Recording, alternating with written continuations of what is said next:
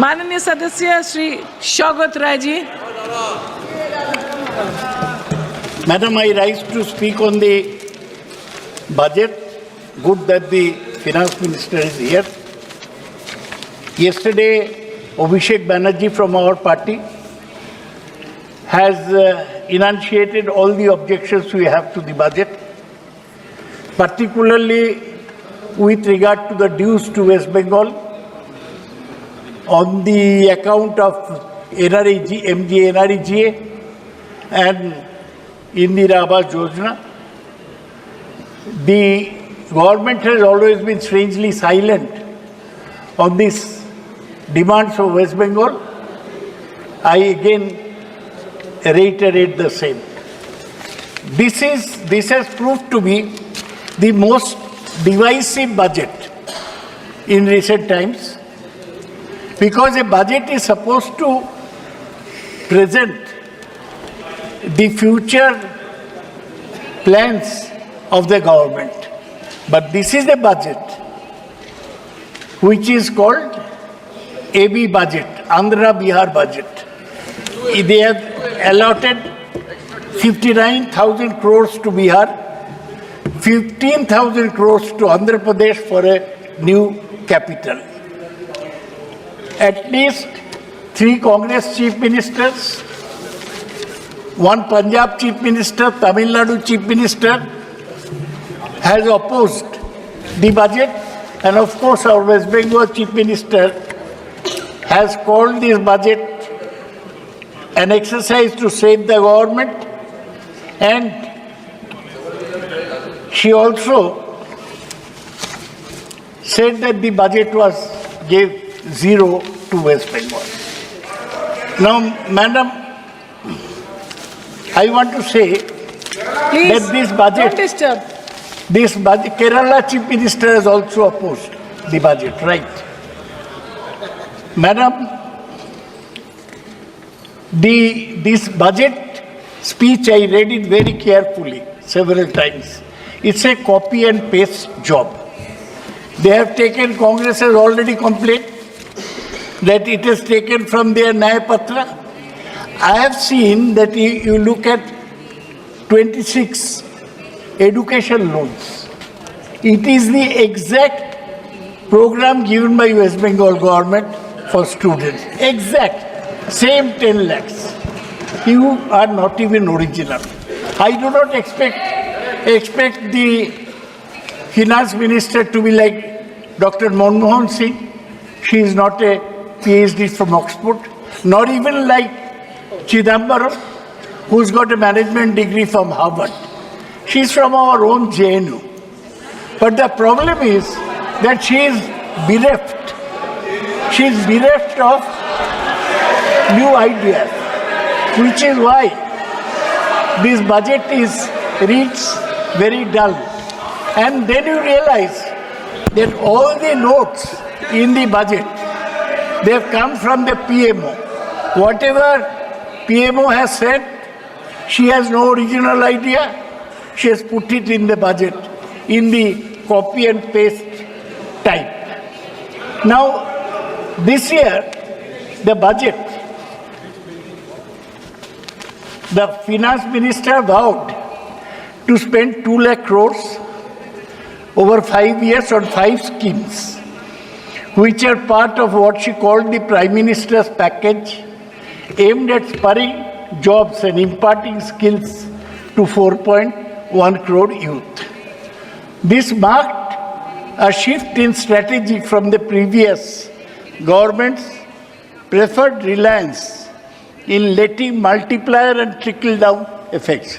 Formerly they said, you give a lot of money, something will trickle down. But now, earlier they did not give any direct handouts to any section of society. The trigger why the budget has changed course is due to the BJP's electoral reverses, where there is a government without a majority. Abhishek called it shaky government. I would call it further brittle government, just like a glass. It may break at any time. The FM tried to address the perceived disenchantment among the youth, the salaried class, farmers and small entrepreneurs.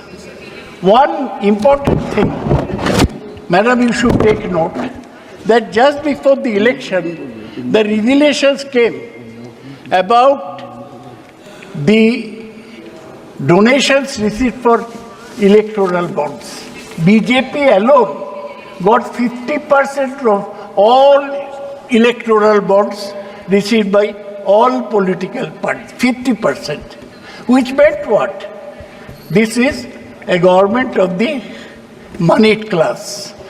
As some people say, of the Adanis and Ambanis who contributed to your election, even to yours, Nishikantji. Please don't forget. आपने देखा है? Did you see the revelations? Let him speak. Given to आप जब बोलेंगे तब जवाब दे देंगे. अरे अदानी मैडम तो एक बोलेंगी जवाब टाइप देंगे. आप बैठिए, बोलने दीजिए.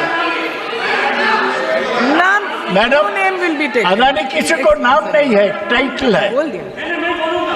नहीं, आप क्यों बोलेंगे? खत्म कर क्यों? दीजिए. क्यों बोलेंगे? खत्म करने दीजिए. क्यों बोलेंगे? खत्म करने दीजिए. क्यों बोलेंगे? बोलছি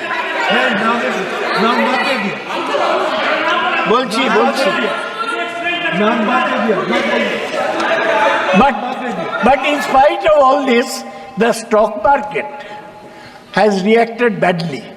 It was wobbly because of the capital gains tax. So in spite of all this, the capitalists are not happy.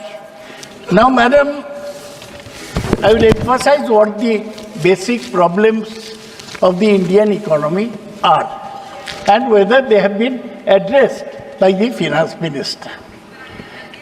According to data from Center for Monitoring Indian Economy, unemployment rate rose to an 8-month high of 9.2% in June 2024. The female unemployment rate was higher than the national average of 18.5% in June 2024.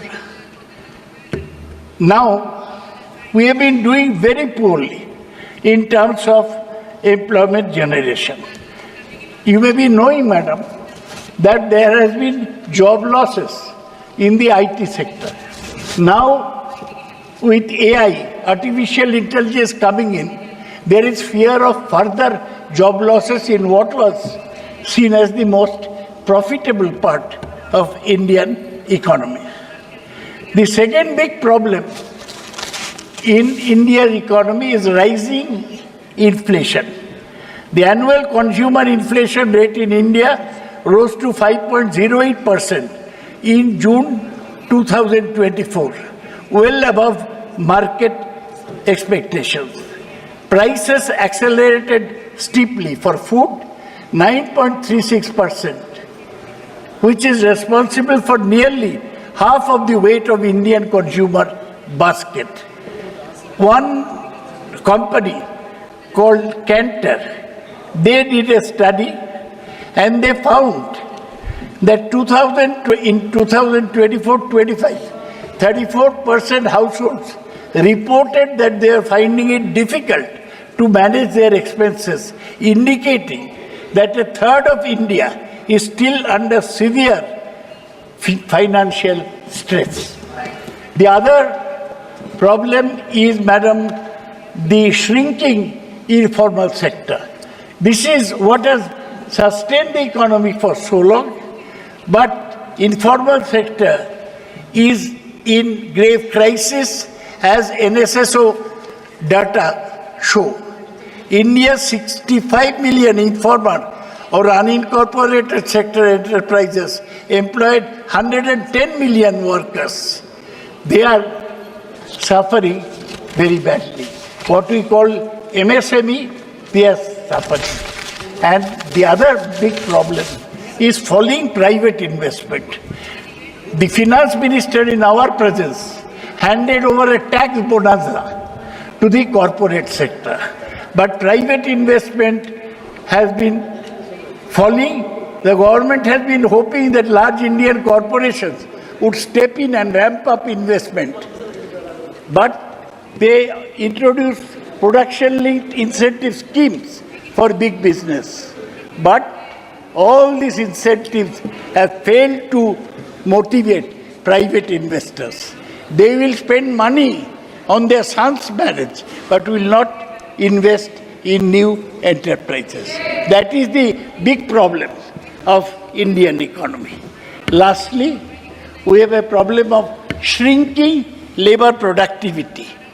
It shows that labor productivity is contracted in FY23 compared to the preceding year, thus highlighting India's lack of competitiveness in industrial sectors.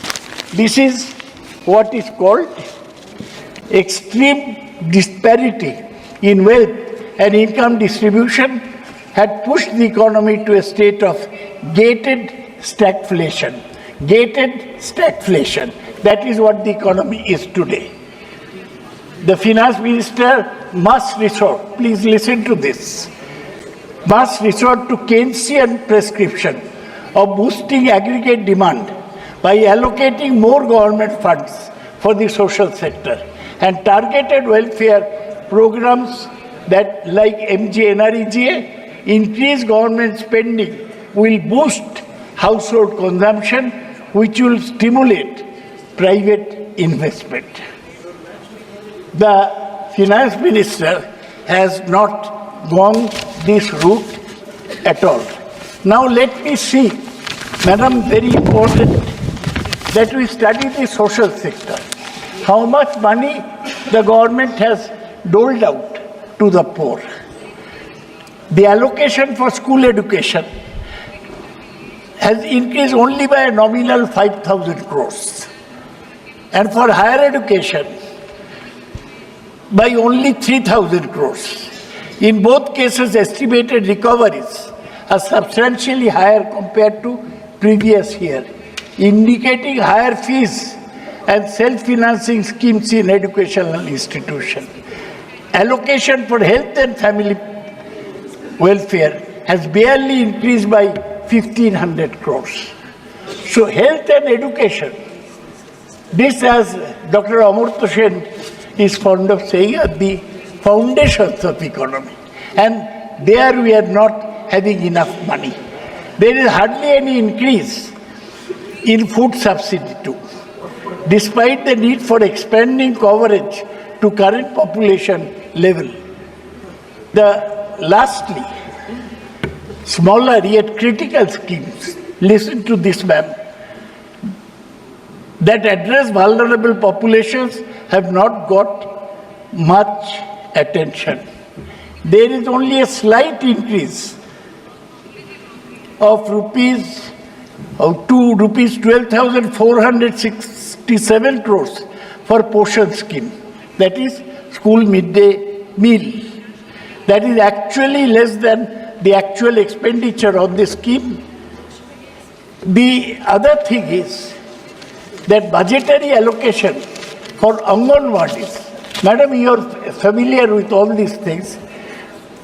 Budgetary allocation for Anganwadis is only 21,200 crores. And it was only 20,554 crore last year. So it means what?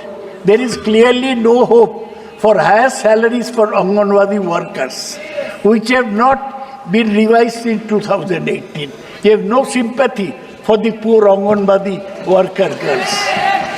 Shame. The other thing I want to mention is the budget for National Social Assistance Scheme. You are MP, ma'am.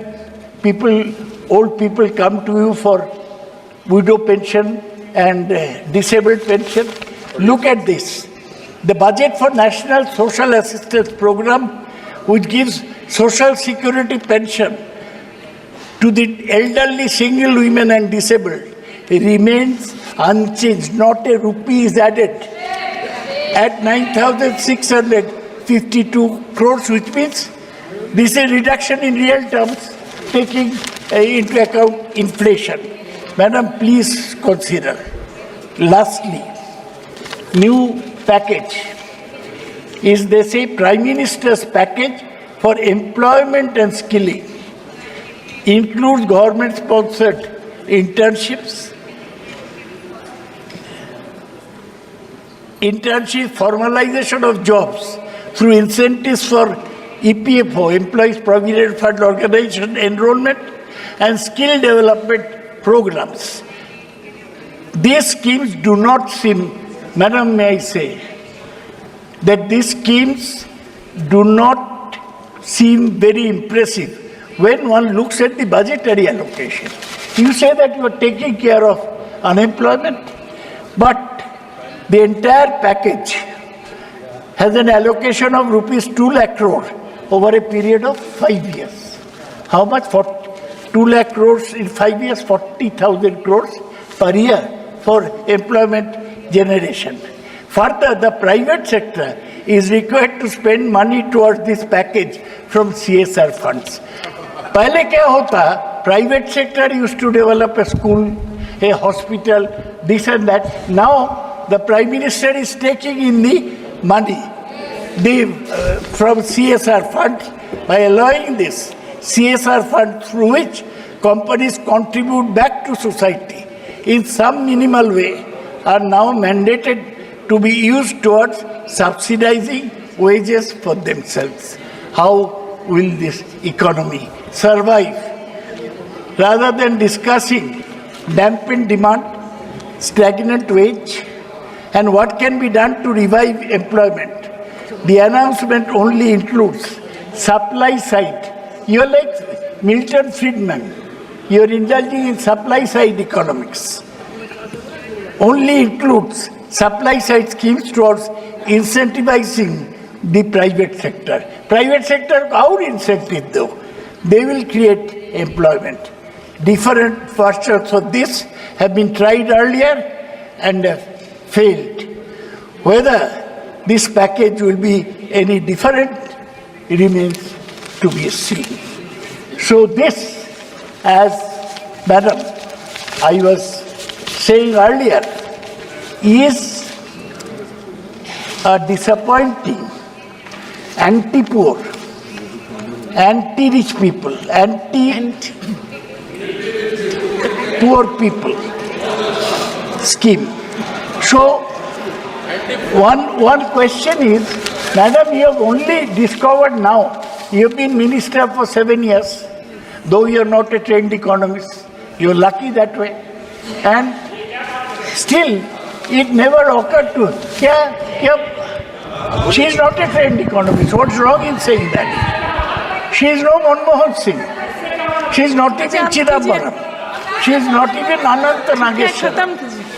Ma'am. Achha, why did you not act upon demands made by Bihar, Andhra Pradesh and Odisha earlier? Why are you thinking of them now? Only because of the political compulsions. In your little unstable government, they are the crutches on which you live. And your economy, your budget is going haywire because lopsided because of all these things. India is more unequal now than in the 1920s. It's an unequal society that we have. During colonial rule, we are still somewhat more equal than we are today.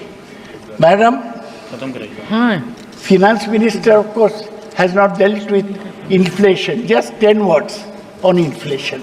The most important problem affecting everyone.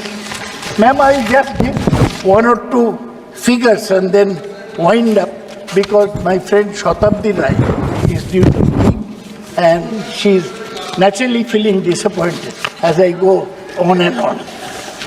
I'll wind up. Madam, see, they are saying that 11,11,000 crores for infrastructure. Good. They think that that is the be-all panacea for all the ills affected? We ready medicine? Has it been? One infrastructure project, madam, will take 5 to 10 years to complete. There is an infrastructure project in your area, Damdam Barasat metro line. How many years it has taken now? And it is nowhere near completion. Problem of infrastructure is that it is long-term spin-off, no short-term spin-off. This does not appeal. I'll give you a figure. Even railway minister, they say Ashwini Vaishnav is a great railway minister. He has introduced Vande Bharat train. This year, FY24, railways at 5.42% of the budget. You know the budget is 48 lakh crores and the revenue is 32 lakh crores. Now railways have gone less, 5.42 to 5.3. Aviation, young Ram Naidu was waxing eloquent in the morning, but on, ma'am, I'm winding up. Even on aviation, the allocation is 0.05%, 0.05% of the budget. And on shipping, the allocation is 0.05%. Social sector spending, you know, on health, it is only 1.85% of the budget. Rural development, most important, 5.51% of the budget. Higher education, you want to educate the people, privatize education. People will learn on their own, that's what the finance minister's prescription is. Higher education is 0.99% of the budget. School education, it has come down from 1.61 to 1.51% of the budget. Madam, this budget will not give relief to the poor in the country.